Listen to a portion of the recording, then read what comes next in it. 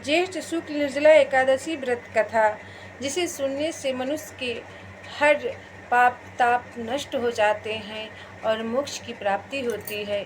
इसलिए निर्जला एकादशी व्रत का कथा अवश्य सुने। हो सके तो इस व्रत को कीजिए, और नहीं निर्जल रह सकते हैं तो फल फूल खाकर भी इसका सेवन करके व्रत रख सकते हैं, जल पीकर भी रख सकते हैं।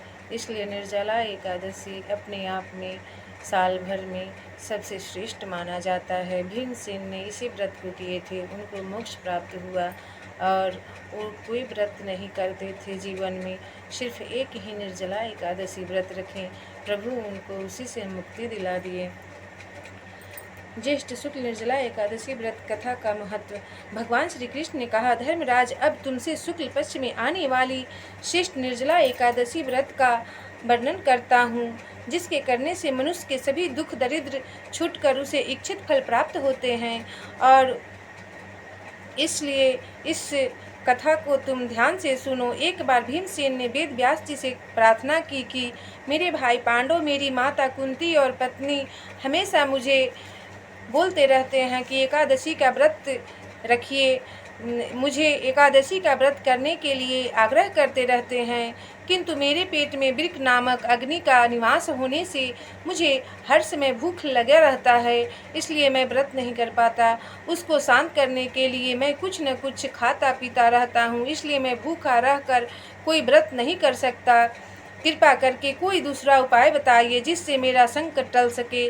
तब वेद व्यास जी बोलते हैं कि तुम्हें 1 महीने में आने वाली 2 एकादशियों का व्रत करना चाहिए, जिससे तुम्हें स्वर्ग प्राप्त हो सके।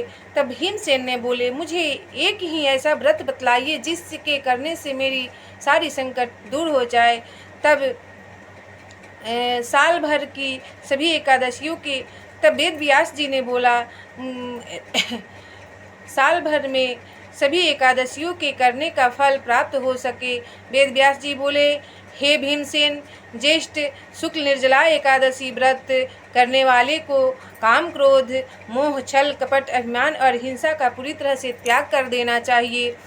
विधि यह है कि एकादशी के स्नान आदि करके पवित्र वस्त्र धारण करना चाहिए और उसके बाद रात्रि में अंजलि में जल पूरी तरह भरकर आचमन करना चाहिए। उसके बाद अन्न व जल का त्याग कर दीजिए।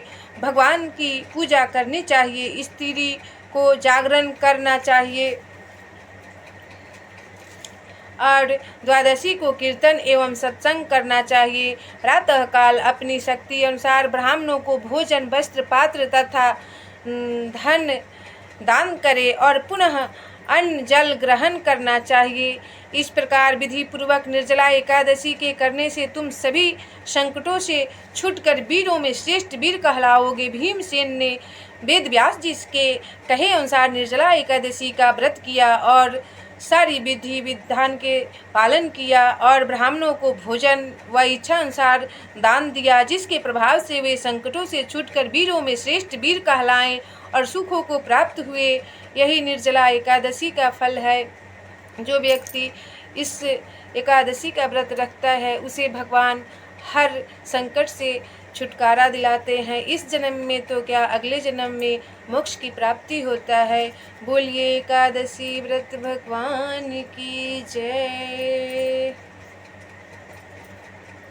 सीताराम है हनुमान, सीताराम है हनुमान, सीताराम है हनुमान, सीताराम है हनुमान।